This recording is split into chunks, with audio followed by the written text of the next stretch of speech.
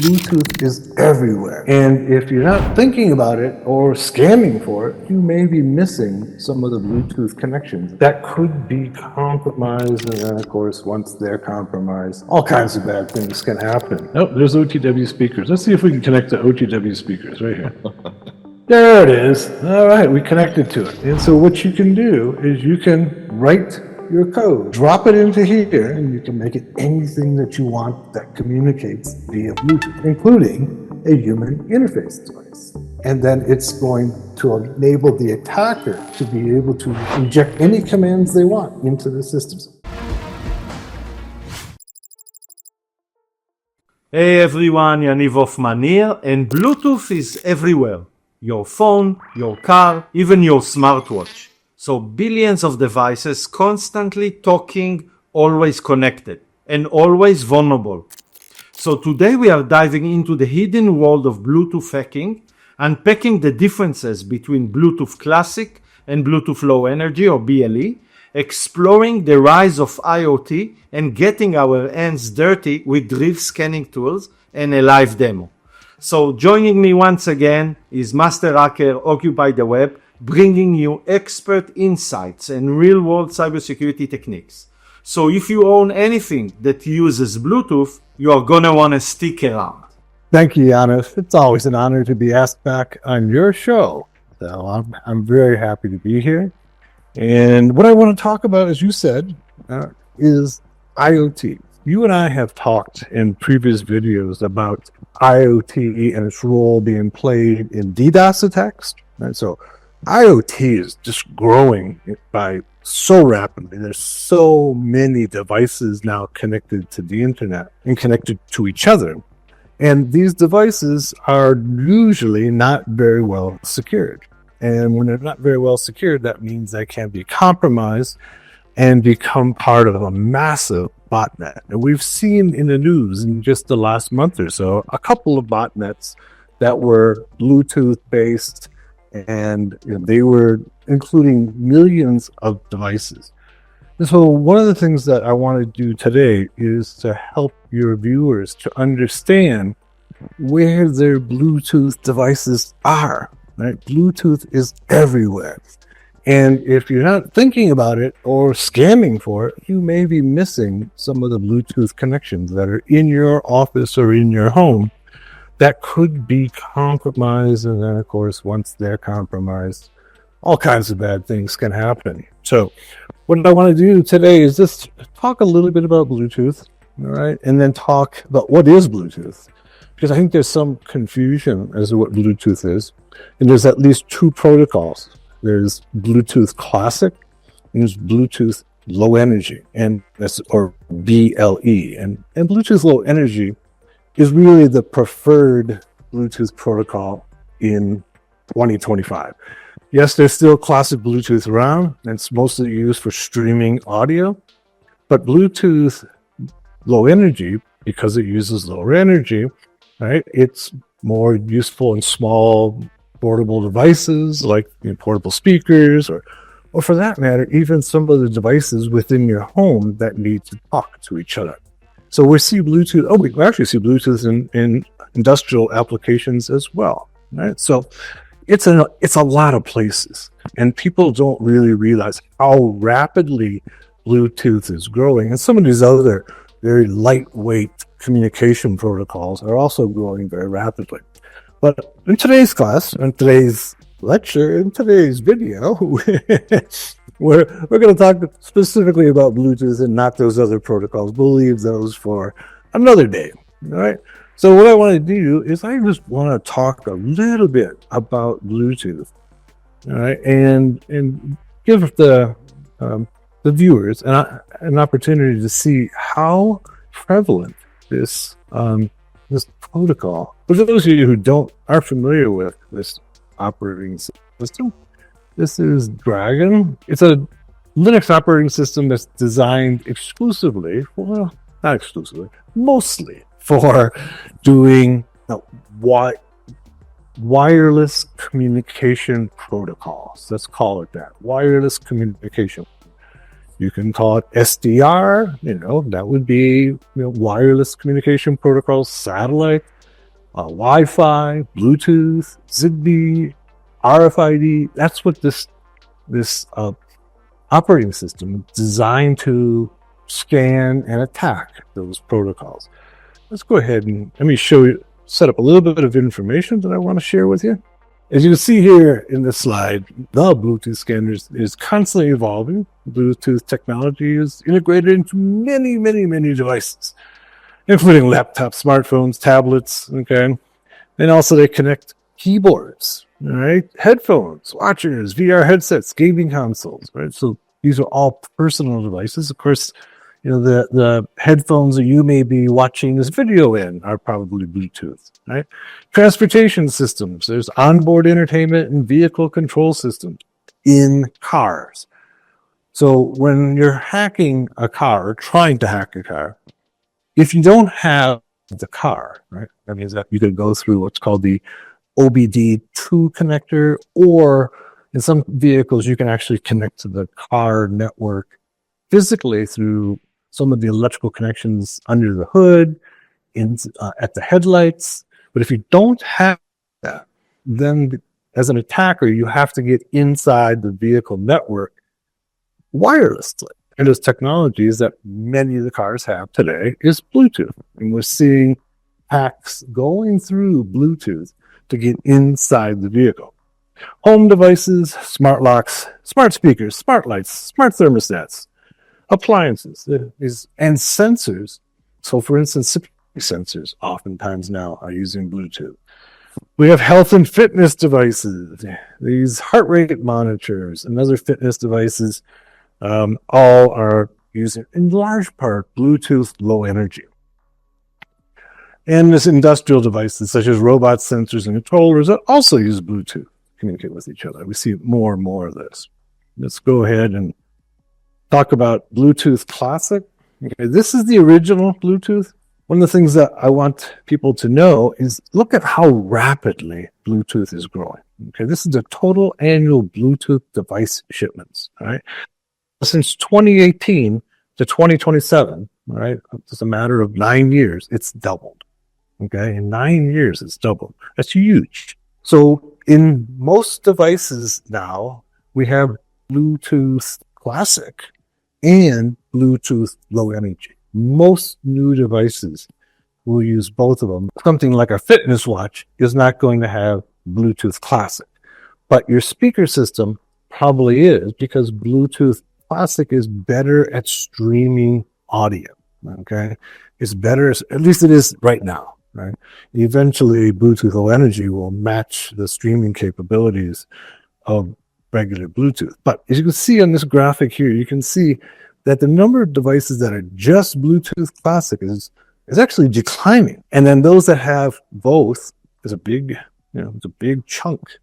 And then those that are just Bluetooth Low Energy are growing the fastest. And eventually, we're probably going to see Bluetooth Low Energy overtake the Classic in terms of implementations. All right. So that's one of the reasons why you need to understand the distinction, because they send off slightly different signals, the two protocols do.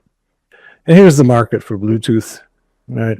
Bluetooth and smart ready market, you can see how rapidly it's growing. This is 2025, right? This is data for 2025. And breaking it up by industry, automotive and transportation, consumer electronics, home automation, some wearables. The wearables right here, the very top here, looks like you can see they're growing pretty rapidly. Yeah. In any case, so the point here simply is that Bluetooth is becoming more and more important, yet very few people understand Bluetooth. And if you don't understand Bluetooth, then vulnerable to being attacked through your Bluetooth. We saw recently an attack against the charging stations, the electric car charging stations, and the vulnerability was only through Bluetooth. So through the Bluetooth, the charging station communicated with your phone via Bluetooth. And that was where the vulnerability was in that Bluetooth connection. Right?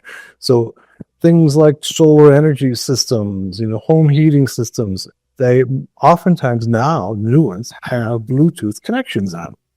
So this is something that, if you're doing a penetration test or you're engaged in a cyber war, then you probably should know about how Bluetooth works a little bit. You need to understand a little bit of it. And what we want to offer today is simply a little bit of background in Bluetooth, and then how we can scan for Bluetooth devices and find where the Bluetooth devices are at in our network, in our home, so that we can better secure them, right? So before OTW dives into Bluetooth Classic versus Bluetooth Low Energy, let's quickly set the stage. Bluetooth technology is woven into almost every device we own. Earbuds, fitness, trackers, smart homes, connected cars, and even medical devices. But as Bluetooth usage explodes, so does its attack surface, right? It's becoming wider and bigger. So understanding the difference between Bluetooth Classic, used mostly in older technology, and Bluetooth Low Energy, the backbone of modern smart devices, isn't just a tech jargon. It's critical knowledge for recognizing vulnerabilities, understanding real-world risks, and ultimately keeping your devices secure.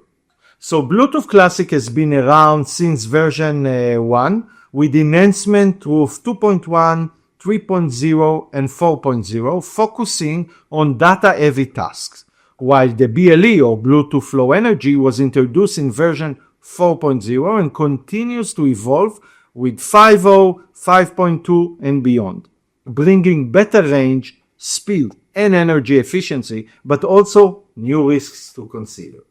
So let's talk about Bluetooth Classic. This was the very first Bluetooth, right? It operated at 2.4 gigahertz, right? Just like the things like Wi-Fi do. It uses 79 channels, right?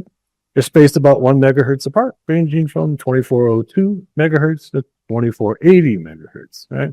Enables short-range data exchange between devices, right? It uses frequency hopping for security. Now, unfortunately or fortunately, depending upon what side of the divide you're on in cybersecurity, that in recent years, the frequency hopping algorithm has been broken. And so that now this doesn't necessarily provide the security that it used to. But here's what they do. They use frequency hopping between 79 channels to be able to secure the data. Then it uses a master-slave model, right? It was up to 7 slave devices. And it has a maximum data rate of 3 megabits per second. Okay, and it has a range of up to about 100 meters. So that means that if you scan for Bluetooth devices, you're probably going to pick up, your neighbors, the apartment above you, next to you, what have you. You're going to see everybody's Bluetooth devices up to 100 meters. And usually you can even put an antenna on these devices and scan even farther. So each one of them has an identification, 48-bit, okay, very much like a MAC address, okay. They also have user-friendly names.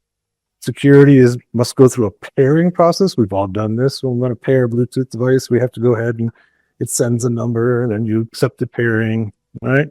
It often requires a user input of a PIN or a pass to authenticate, right?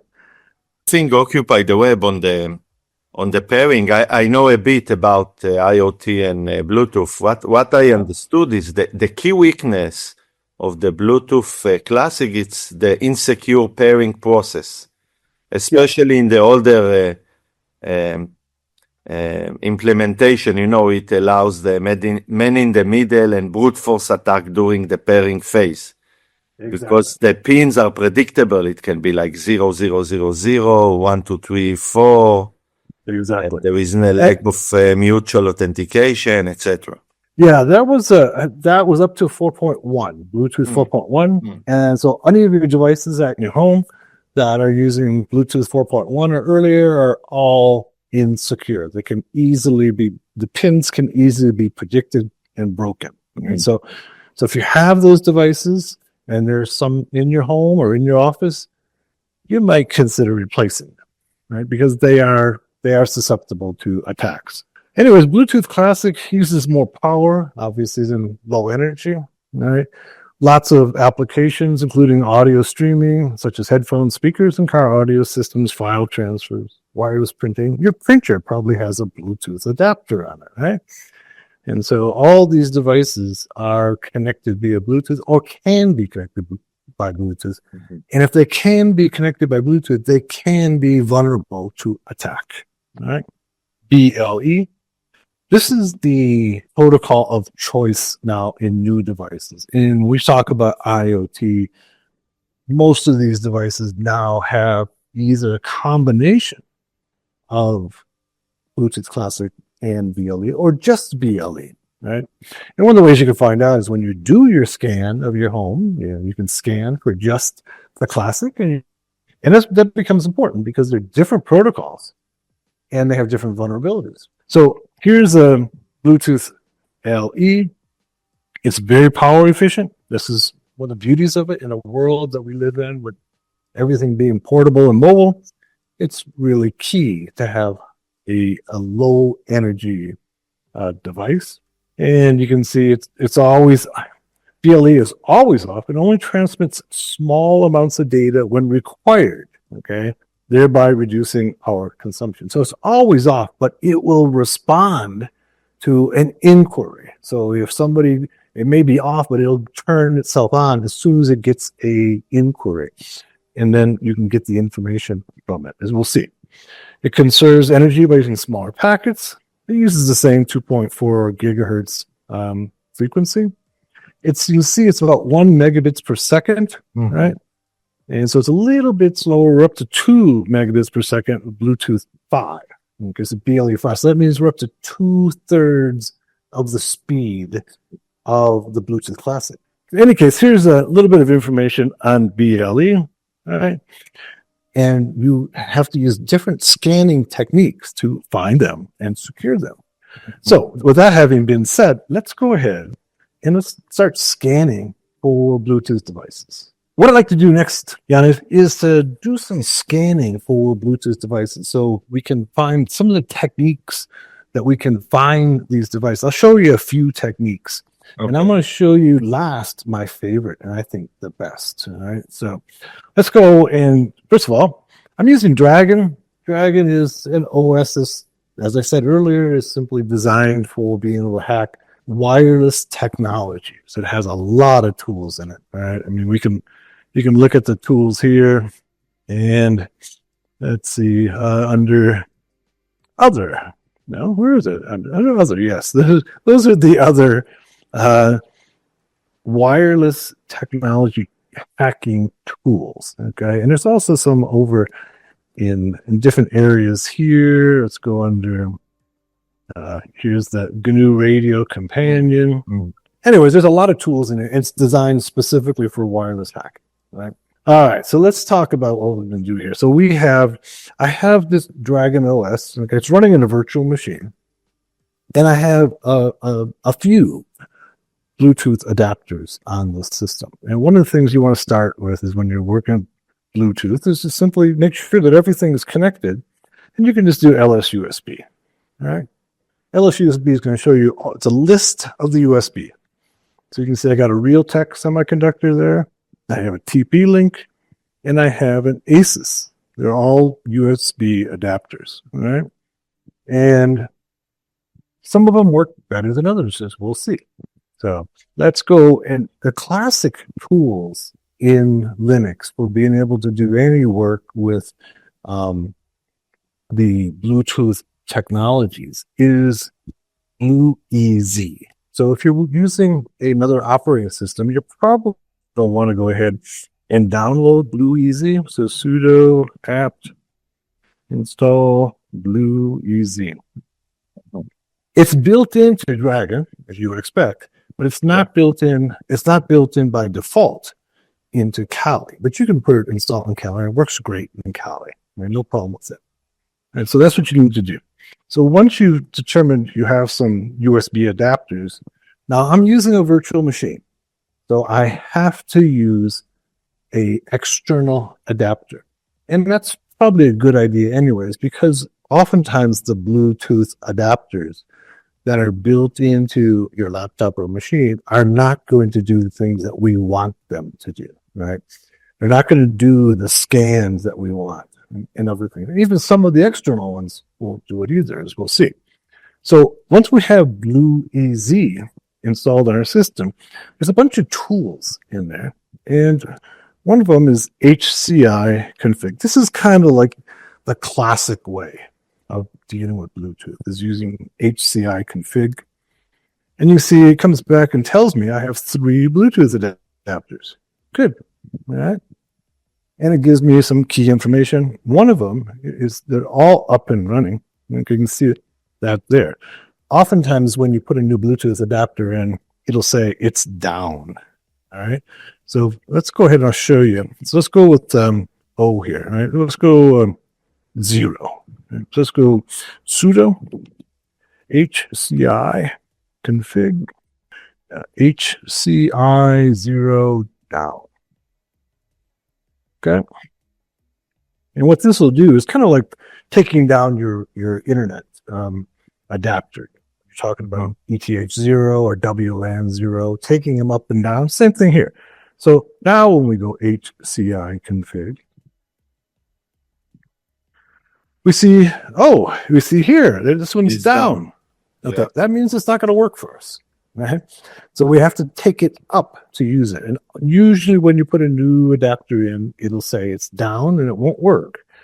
Matter of fact, when you try to use it, it'll come back and say it can't find any adapter, even though you know there's one there because it's down. So in that case, what you have to do is go HCI config, and you just need to give it the name of the adapter, similar to what you would do with TCP/IP, with using IF config. Yeah. You got to just name the adapter, okay, and then just tell it to go up.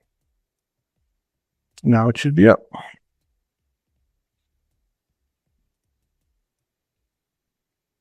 All right, there it is. It's up and running now.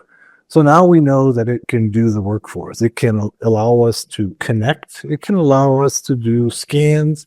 In today's video, I just want to look at scanning so that the cybersecurity pro can know what is using Bluetooth in their environment, whether it be their home or their office or wherever they're doing a pen test. Because if you're doing a pen test and you're not testing for Bluetooth, then you're missing a big piece of what's going on in that office. And every Bluetooth connection is a potential vulnerability. All right, so that's what we want to do. We want to be able to scan and see all the Bluetooth connections. Right? So there's a tool built into BlueEZ, right? And it's called HTI Tool. Imagine that. All right, HCI Tool. And what it'll do is that it'll scan for all of the Bluetooth Classic, right? Okay, let's go ahead and do a scan now. All right, it's scanning. Let's see what it comes up with. Sometimes these can take a while. So it scanned your entire environment for all of the IoT devices connected with Bluetooth, right? So you can see it comes back and it gives us some basic information. And it tells us that the MAC address of the devices and the name of the device, right? Sometimes people leave the name of their device on. Mm-hmm. So this is kind of the first step of doing any type of scan. We also can do, let's just do a quick, and we can see that there's an LE scan as well. So let's do that. Let's just try using a regular scan on HCI2. Okay, there we go. There's a lot of devices out there, and it's not picking them up. Okay, this is the old BlueEZ tool set that is used for Bluetooth. There's a newer tool that is probably, it's significantly better than BlueEZ, and it's now built into almost all of our Linux applications, Linux OSs, and that's Bluetooth control.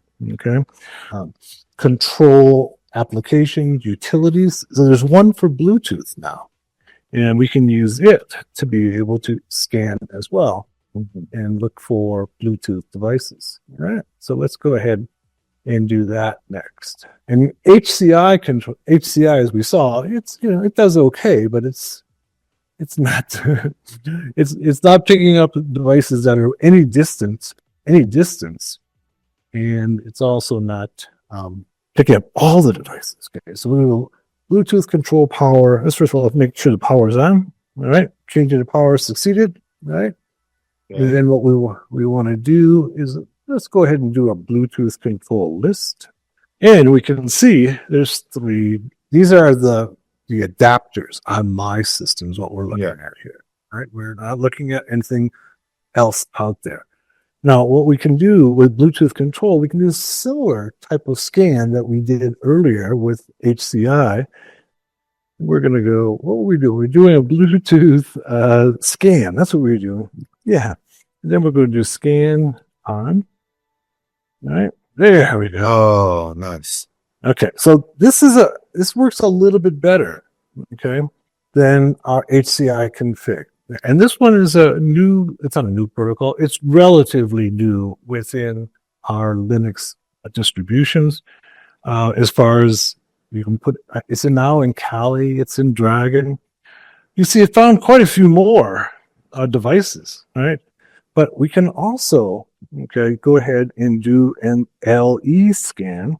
What's the difference between the change, new, del in the colors there? So what happens is that if you don't give the Bluetooth control a command and just do Bluetooth, control, what happens is it goes into its own interactive shell.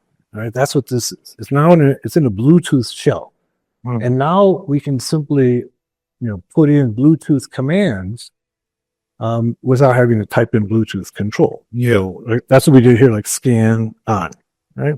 Then, right, what we want to do is to do the same thing with the same tool, but looking for Bluetooth low energy devices. And let's go first of all, let's go to --help so we can find the proper command. We're looking for a low energy scan, right? You can see there's lots of things that we can do, turning the power on and off, select, here's the scan we did. We can also do info, block, and remove, and we compare. And you're not going to be able to pair with all devices. Some devices it's not going to allow, but you can connect, but not pair oftentimes. So that's where that issue that you talked about earlier about the weakness in the pairing protocol before version 4.1, that would allow people, you could crack the pairing number and then be able to put yourself in the middle or take over the device. All right. Mm-hmm. And so we have a lot of these here. We can attempt to pair, right? And we can see, let's just grab one of them here and see if we can attempt to pair to this one right here. It's not available, tells me.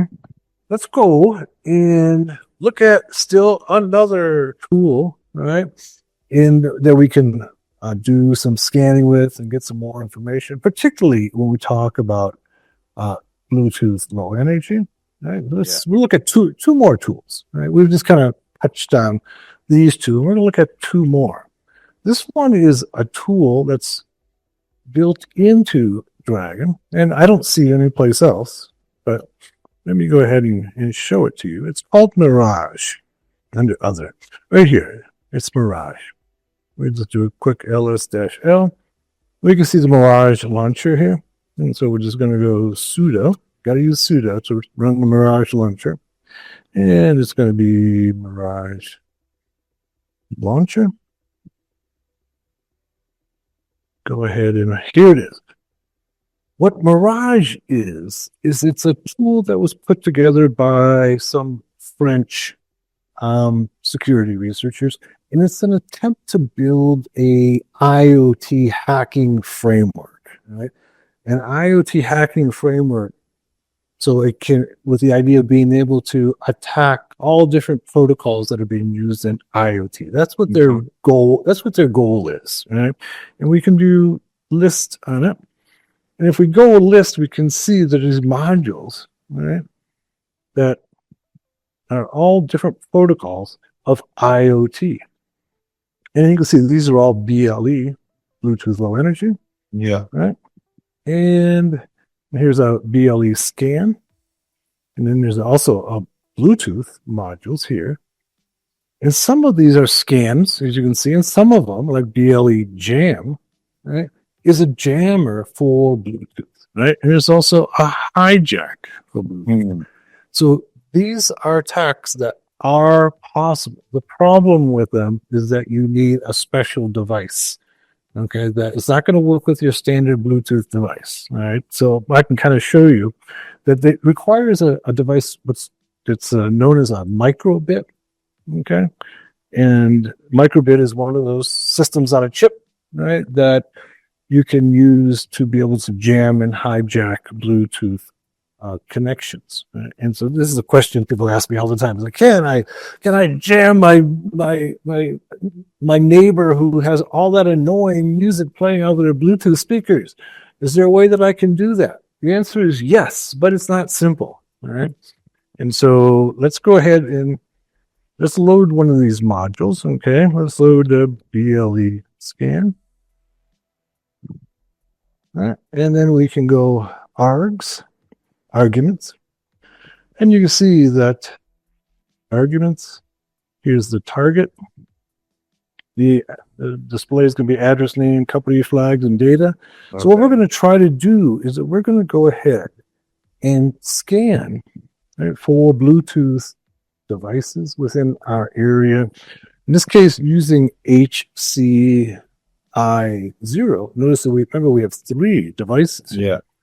We can also use HackRF as a device for the interface here. But in this case, we'll be using, in some cases, the HackRF actually works better because it's more sensitive to Bluetooth.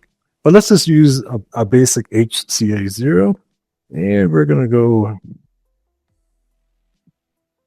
Yeah. And you can see what it does. Look at this.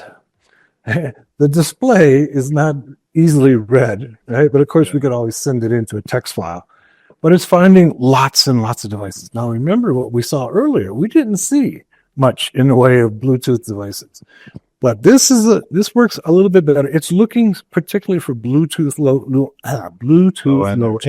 low energy specifically. Right? So this one works better. It's just the output is not really very easily readable. But still, we can see some Microsoft, Samsung device. Right. You got a JBL Flip 6, a speaker system, which did not show up. It did not show up in any of the scans. Yeah. Right. And now we're getting an Apple, we're getting a MyQ, a Samsung, Microsoft, JBL. Right. So that works a little bit better. We get a better idea of what's actually out there. But there's still a better tool. And what I want to show you next is a tool that you can use it either in Linux, in a Mac, or a Windows. But I'm going to use it in my case here, on a Windows, I think it's a Windows 11 machine I'm using here. And I'm going to show you a tool that's made by a company called Nordic Semiconductor. Nordic Semiconductor specializes in system on a chip for Bluetooth and other IoT protocols. And they've got a little device that costs about $15, $20 that it's called the 52840.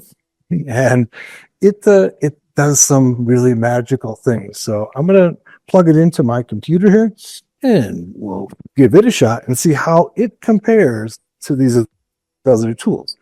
Once again, I'll be using it in Windows 11, but it works in Windows, it works in Mac, and it works in Linux as well. So before OTW shows the demo, here is why Nordic Semiconductor is such a big deal. They focus almost entirely on Bluetooth Low Energy since version 4.0, and their NRF52 and NRF53 chips now power millions of devices worldwide, from wearables and hearing aids to smart lighting and industrial sensors. But what's really make them stand out isn't just the hardware, it's the ecosystem. And their free NRF Connect for desktop software gives you a visual, beginner-friendly way to scan and explore Bluetooth devices. No command line skills required. You can literally watch devices appear in real time, check signal strength, and track behavior. Whatever you are doing, red team recon in a corporate lobby, or just auditing a smart home for all devices. Tools like this make Bluetooth security practical, fast, and accessible. This is a bit of software that is free and downloadable from Nordic Semiconductor. Right? It's called the NRF Connect for desktop. All right, let's go ahead and do the Bluetooth Low Energy, and it opens up this application here. And so what we do is select the device. Okay, I think we got it connected now. There it is. It popped up on the screen. Nice. I see. Yeah. Okay. So you can see here that I can select the device. The only device I have is the Nordic radio frequency 5200 connectivity. Nordic sells these devices for developers. So it's a way that they can, they want to sell chips, obviously. That's their business. So they sell these development kits for developers to be able to put together and develop software for Bluetooth. Right? And as a result of that, they put together some really nice tools for developers that we in cybersecurity can use. All right, so look at what happens here. So I've got this device here. All right. Okay. It tells me what the name of the device is. Right? It tells me more information. Remember that we did the HCI config, HCI tool. We got a lot of this information too. And we could also get more of this information by using what's called the GAT tool. Right? And the GAT tool is a little clunky, but it does work, and it will pull a lot of this information off the device. Right? But the beauty of this tool is how easy it is and how sensitive it is in being able to scan for Bluetooth low energy devices. So let's go ahead and start the scan.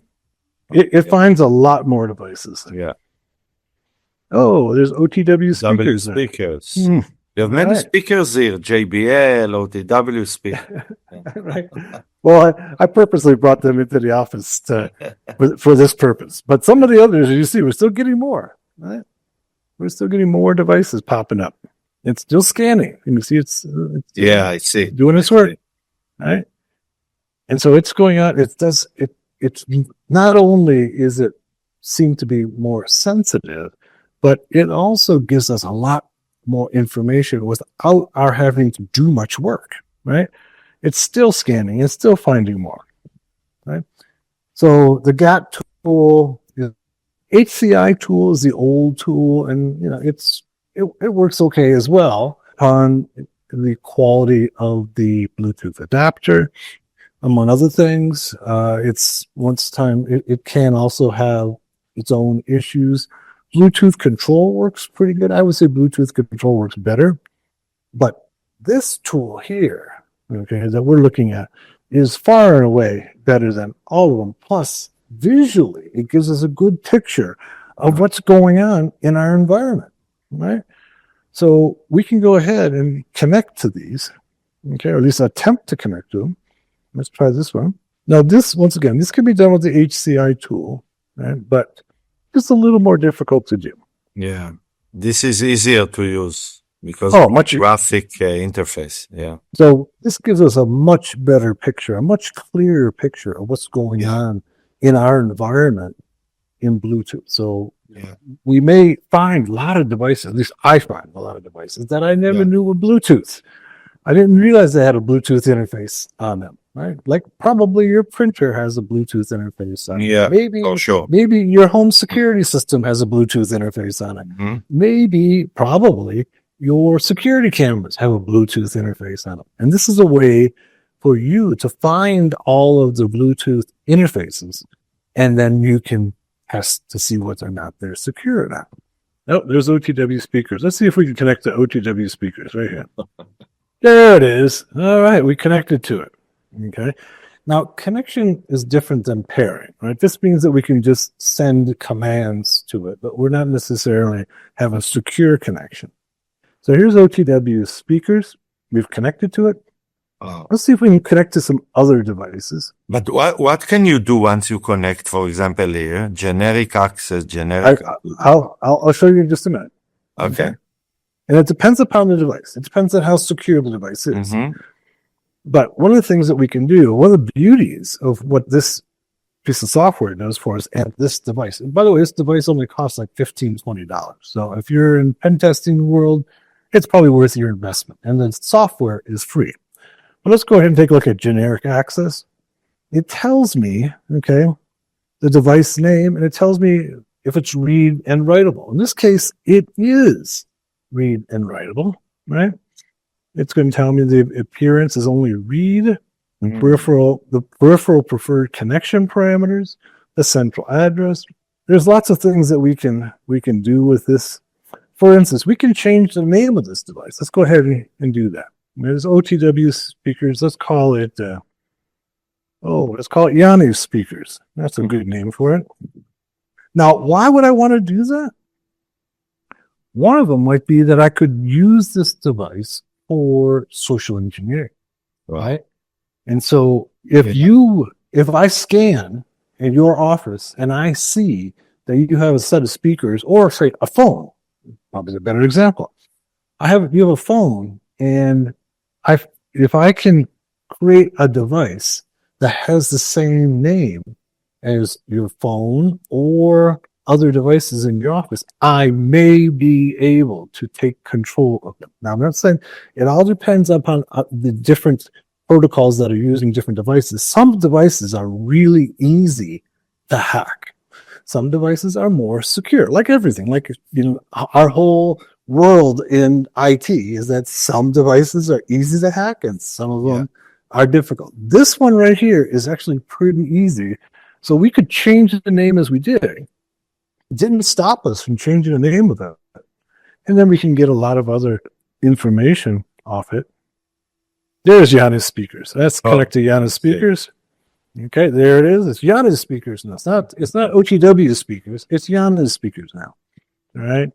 And so one of the things that this particular device allows as well, and this is really kind of malicious here. Right. So we can program. This is a developer tool, right? And we can program this device to do just about anything. And one of the things that maybe most people don't know is that there's actually what is called a particular type of device, right? A class of device in Bluetooth that is a keyboard and a mouse, right? So you might have a keyboard and mouse. That means they communicate to your computer via Bluetooth. So when you are typing, it's sending all that data via Bluetooth, okay, to the machine. Yeah. What if what if I can connect my Bluetooth device to your computer and send commands into your computer? How malicious is that? Now, we've seen this is a real attack. It's called the HID attack, the Human Interface Device. It's basically taking a device and displaying a type of device that's a human interface device so that the computer understands that this is a keyboard. But we, as the user, don't necessarily know that we just connect it to a keyboard, right? We just start typing away.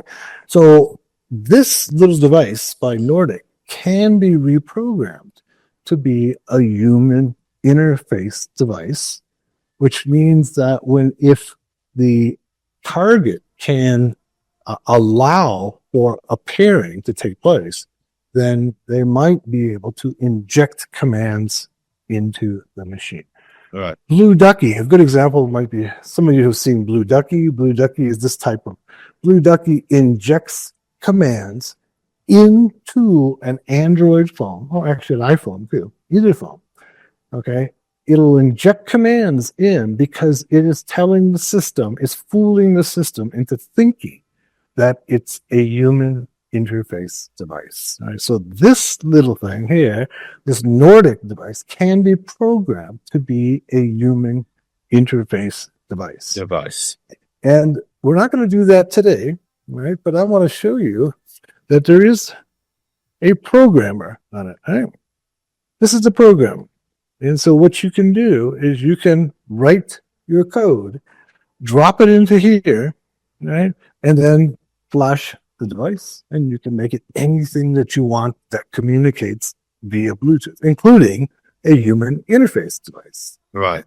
And if it's a human interface device and it looks like Yanni's speakers, Yanni is going to allow it to connect to his system, and then it's going to enable the attacker to be able to inject any commands they want into the system. So there's got to be a little bit of an element of social engineering, but once that, and you can change the name, total control. You can do anything you want with it because you are the keyboard.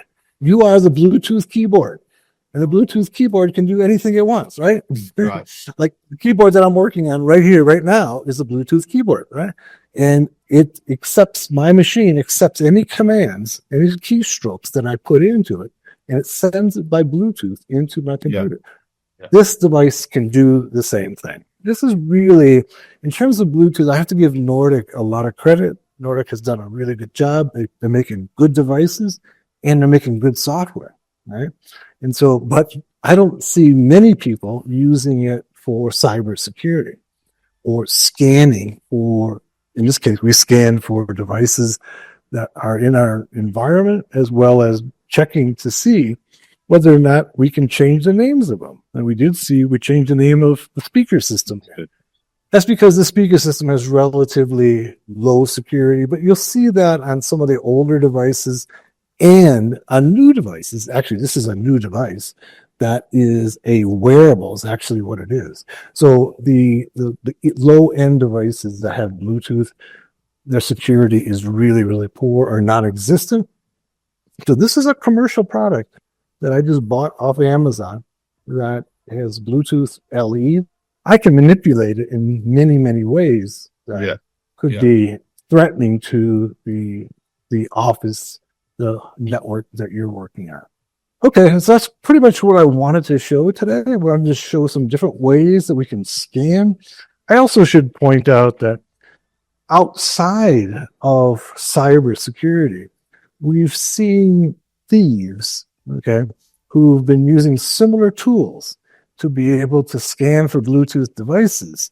And that way they know, like for instance, if they're going through a parking lot and they're scanning for Bluetooth devices, they can see that there's a Bluetooth phone in that car, and then they'll break into the car and get the phone.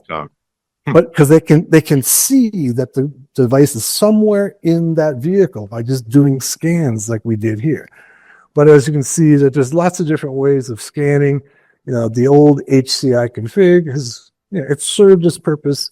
Bluetooth control is significantly better, but I would say this Nordic product is really the best. And so if you need to do scans for your pen tests, what have you, that this tool does it better than anything that I've seen. And then it has the capability of being programmed to do whatever you want it to do. I got several questions from the viewers and I wanted to show it here. So the first question is, does Bluetooth Low Energy offer better security compared to classic Bluetooth? So Bluetooth Low Energy does offer improved security features like stronger encryption and better pairing protocol, but in practice it depends heavily on how it's implemented. So weak pairing, no authentication, or outdated firmware can still expose Bluetooth Low Energy devices to attacks. So it's better, but definitely not bulletproof. Second question, are there any legal consideration when using this for ethical hacking? So first of all, yes. And while scanning nearby Bluetooth signals is often legal in public spaces or your own lab, attempting to connect, manipulate, or capture data from another device without permission can cross into illegal territory. So always follow local laws and get proper authorization, especially in corporate or production environment. We are doing it on our own Bluetooth devices, so we don't need permission from everyone, but please do not do it outside of your own. So third question, could you elaborate on how these vulnerabilities impact everyday Bluetooth users? So sure, so these weaknesses can let attackers track your device movement, spoof trusted devices, or even intercept sensitive data from wearables, keyboards, or medical devices. For most users, the threat is passive and invisible, making it even more important to understand and secure Bluetooth connections. Thank you, Anif. I really appreciate you asking me to be on the show again. So stay tuned. Occupy the Web and myself will release some free packages close to the summer, so you can all enjoy the Hacker Arrays school. So watch the next video. We'll come with much more details about it. A huge shout out to Occupy the Web for joining me, showing how to uncover the hidden dangers of Bluetooth. And as we demonstrated, once an attacker identifies and connects to a vulnerable device, they can manipulate it, or they can manipulate its functions to serve their interest and even malicious intents. So if you found this video insightful, please like, subscribe if you are still not a subscriber, share your thoughts in the comment and let us know, that's more important, what topics you would like us to explore next. Stay vigilant and see you in the next video.